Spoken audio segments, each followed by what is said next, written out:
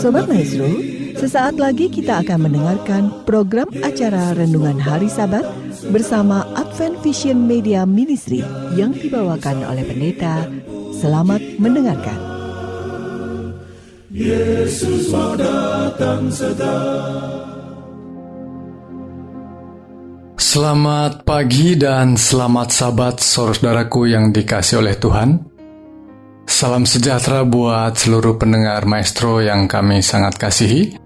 Pada pagi Sabat ini, renungan firman Tuhan bersama saya Pendeta Cucu Elia akan mengambil sebuah judul Kelepasan Umat Allah yang didasarkan pada Kitab Wahyu pasal yang ke-15. Sebelumnya saudaraku, mari kita akan berdoa. Bapa yang bertahta dalam kerajaan sorga, kami mengucap syukur untuk berkat Tuhan, penyertaan dan perlindungan Tuhan pada pagi hari ini. Tuntun dan bimbing kami ketika kami akan membaca, mendengarkan firman Tuhan. Biarlah Roh Kudus membimbing kami dalam nama Yesus Kristus. Kami berdoa dan mengucap syukur. Amin.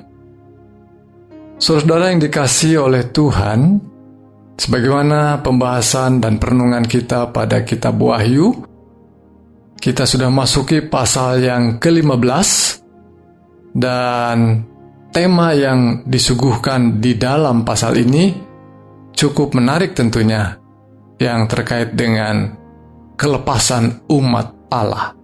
Mari saudaraku sekalian, kita lihat ayat demi ayat.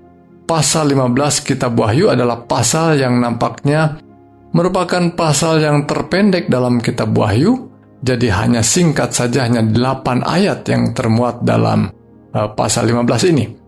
Dikatakan demikian, "Dan aku melihat suatu tanda lain di langit, besar dan ajaib. 7 malaikat dengan 7 malapetaka terakhir, karena dengan itu berakhirlah murka Allah.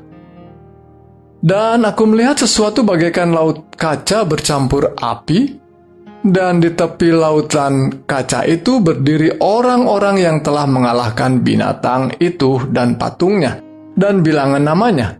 Pada mereka ada kecapi Allah."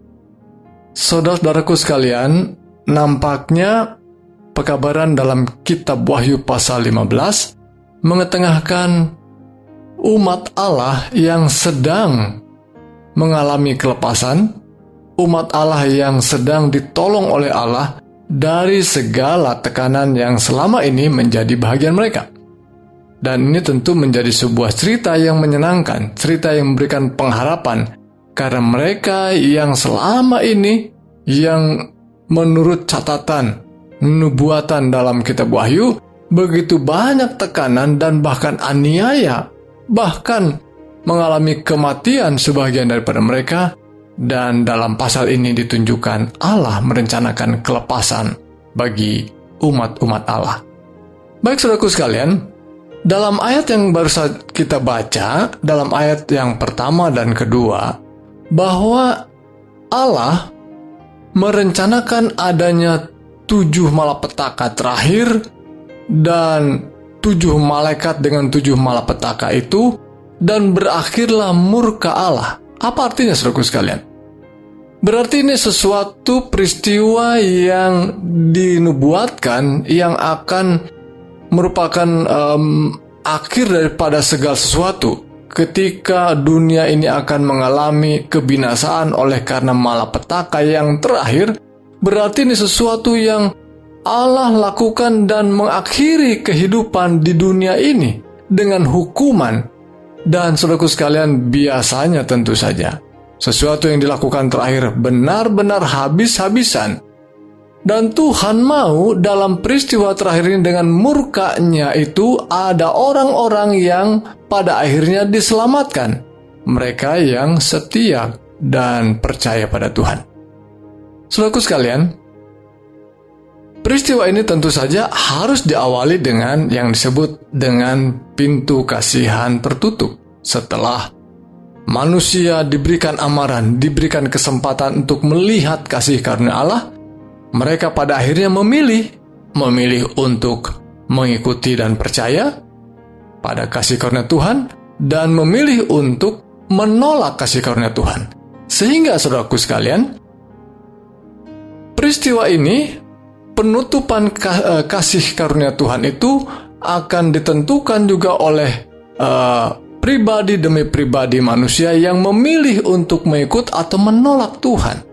Dan setelah itu barulah roh Tuhan ditarik yang disebut dengan penutupan pintu kasihan.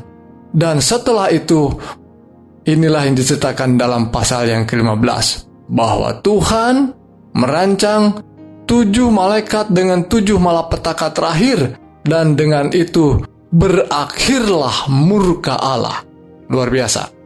Namun saudaraku sekalian, penting sekali, tidak perlu kita menjadi sangat khawatir dan takut oleh karena mendengar murka Allah, mendengar malapetaka yang terakhir. Karena buat mereka yang setia, justru inilah waktu yang sedang ditunggu-tunggu.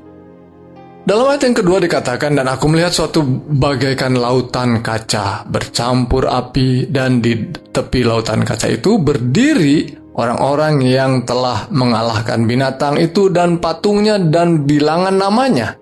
Pada mereka ada kecapi Allah. Ketika saudara mendengar atau membaca ayat ini, apa yang saudara perhatikan? Apa yang menjadi fokus kita? Apakah laut kaca? Apakah kecapinya? Ya, kalau saudara pemusik mungkin melihat kecapinya. Tetapi perhatian kita haruslah pada orang-orang yang telah mengalahkan binatang itu dan patungnya. Artinya saudaraku sekalian, orang-orang inilah yang dituntun Tuhan.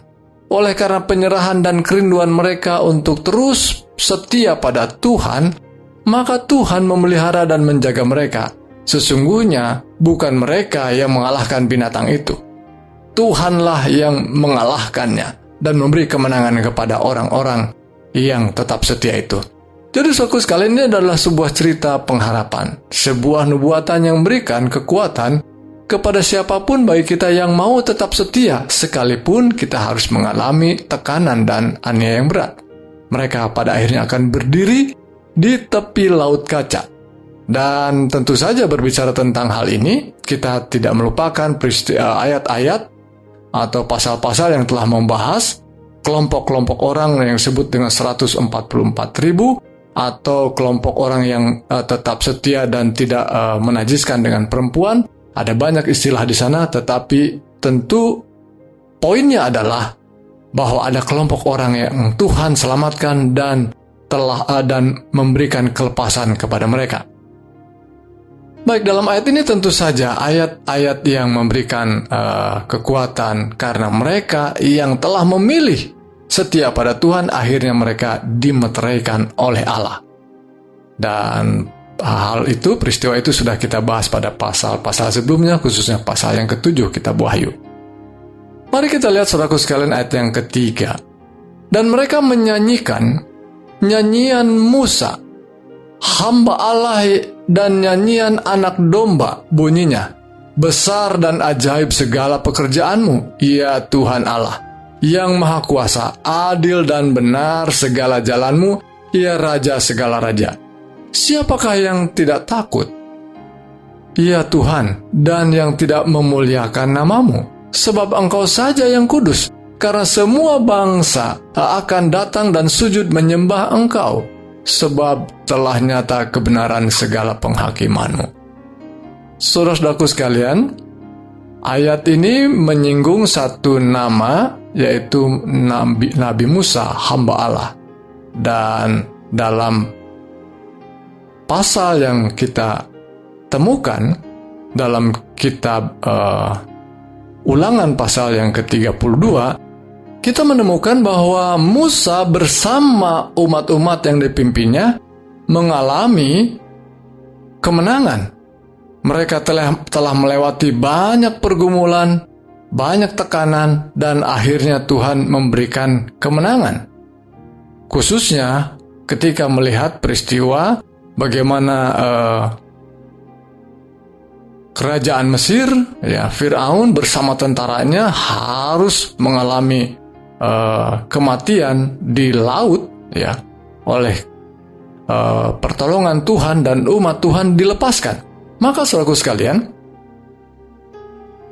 Nabi Musa dalam catatan kitab Ulangan membuat sebuah nyanyian yang di dalamnya adalah syair-syair yang menunjukkan bagaimana mereka begitu bergumul dan Tuhan akhirnya memberikan kelepasan. Dan peristiwa itu menjadi peristiwa penting yang menginspirasi penulis dalam kitab Wahyu dan mengatakan bahwa umat Allah di akhir zaman juga akan menyanyikan nyanyian Musa. Mungkin saudaraku sekalian, saya mencoba menggambarkan, menafsirkan bahwa mungkin saja tidak persis sama seperti itu nyanyian itu. Tetapi nuansanya atau rohnya yang dimiliki oleh seorang yang dilepaskan oleh Allah seperti yang digambarkan oleh nyanyian Musa tadi, yaitu sebuah nyanyian yang menggambarkan betapa hebatnya, betapa luar biasanya Tuhan menyelamatkan umat yang begitu besar dari segala tantangan dan aniaya kuasa-kuasa kejahatan. Itu sebabnya ayat itu mengatakan, siapa yang tidak takut ya Tuhan, dan yang tidak memuliakan namamu, sebab engkau saja yang kudus. Wah, luar biasa. Jadi saudaraku sekalian, saya kira kita pun saat ini, ketika kita mengalami ujian-ujian yang berat, mengalami tantangan-tantangan kehidupan, dan kemudian Tuhan, yang kita percaya memang Tuhan yang melepaskan kita dari pergumulan itu, maka kita dengan sendirinya, secara otomatis ya, tidak harus dipaksa-paksa, kita menyanyikan senandung yang memberikan kekuatan juga buat kita dan penghiburan. Betapa Tuhan sungguh baik telah melepaskan kita dari segala pergumulan hidup kita. Baik saudaraku sekalian, kita lihat ayat selanjutnya, ayat yang kelima. Kemudian daripada itu aku melihat orang membuka bait suci, kemah kesaksian di surga. Wah, ini memberikan gambaran bahwa para penulis Alkitab yang dipenuhi oleh pemikiran sebagai seorang yang dibesarkan sebagai orang Israel atau orang Yahudi, yang hari-harinya melihat bagaimana Allah bekerja melalui upacara-upacara yang ada di dalam kemah suci, dalam bait suci. Maka selalu terpikir bagi penulis orang Yahudi, orang Israel ini, melihat bahwa di sorga ada bait suci. Karena memang bait suci yang dituliskan atau diminta Tuhan untuk dibuat di dunia ini melalui Musa adalah melalui contoh yang dilihatnya di sorga. Jadi ada konsep dan juga bait suci yang ada di sorga menjadi contoh, ya, seperti dinyatakan kepada Nabi Musa. Jadi saudaraku sekalian, ketika membaca ayat ini, ya, ada orang melihat orang membuka bait suci, ya, kemah kesaksian di sorga, menunjukkan betapa Tuhanlah yang menjadi pusat yang menyelesaikan segala perkara. Karena dalam kehidupan orang Israel, setiap pergumulan, setiap kesulitan, dan bahkan dosa-dosa yang sangat merusak, semua diselesaikan di dalam kemah atau bait suci Allah. Jadi konsep ini selalu tersangkut dalam pemikiran para penulis kitab suci. Dan ini menunjukkan pada kita bahwa memang hanya Allah lah di dalam bait suci itu yang menyelesaikan segala perkara kita. Dan penting juga harus kita garis bawahi, sebelumnya kita sudah membahas bahwa Yesus sekarang dalam satu fase yang terakhir, yaitu menjadi imam besar di bait suci surgawi, sedang memperjuangkan perkara kita sebagai pengacara kita untuk memenangkan perkara kita, karena kita adalah terdakwanya oleh karena dosa. Jadi ayat ini adalah ayat kekuatan, ya. Kemudian daripada itu aku melihat orang membuka bait suci di sorga. Dan apa yang terjadi? Ayat yang ke-6. Dan ketujuh malaikat dengan ketujuh malapetaka itu keluar dari bait suci berpakaian lenan yang putih bersih dan berkilau-kilauan, dan dadanya berlilitkan ikat pinggang dari emas.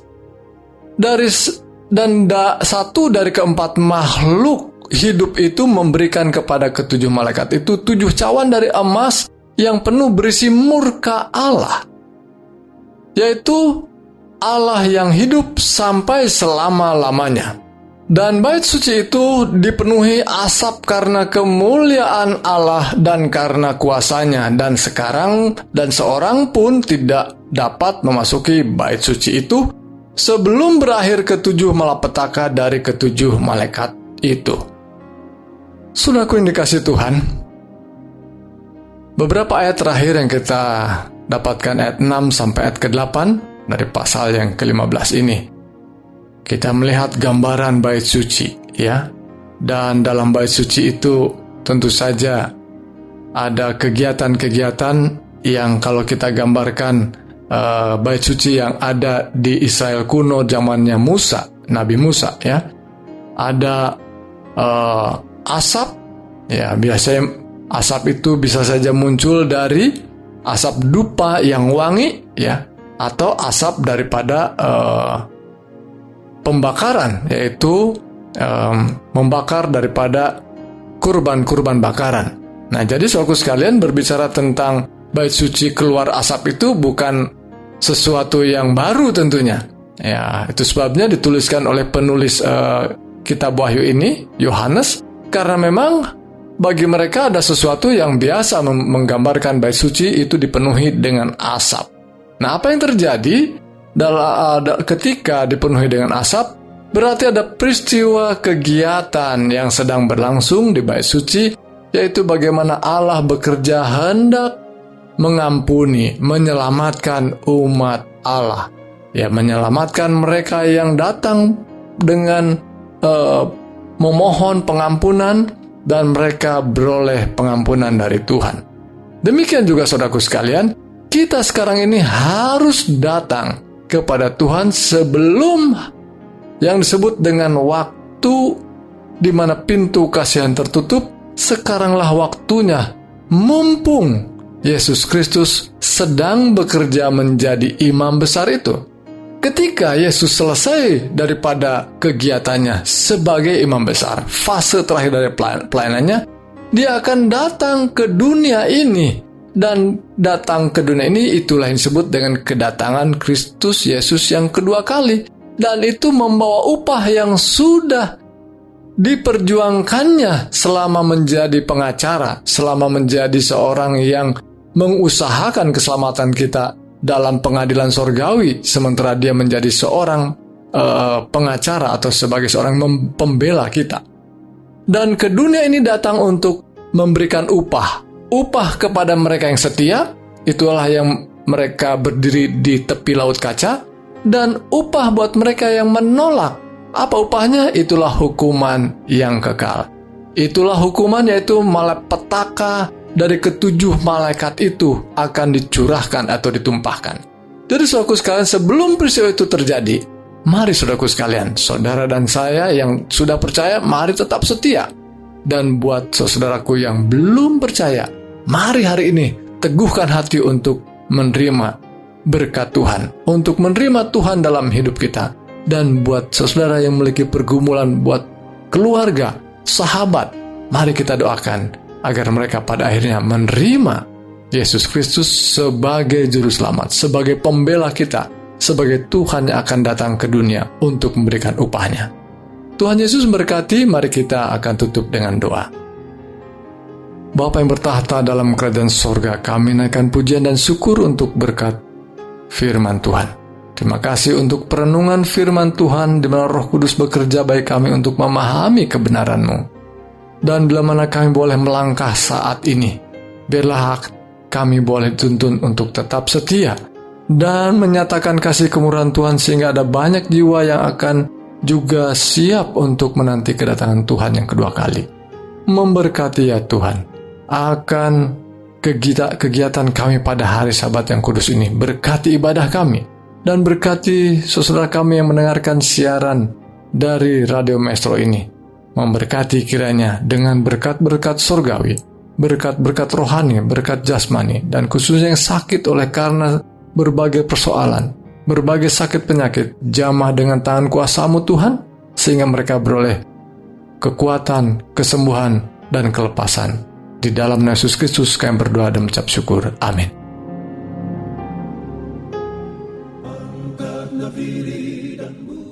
Sobat Maestro, Anda telah mendengarkan program acara Renungan Hari Sabat bersama Advent Vision Media Ministry. Untuk tanggapan pendengar, Hubungi 087 888 777 689. Terima kasih atas kebersamaan Anda. Tuhan memberkati.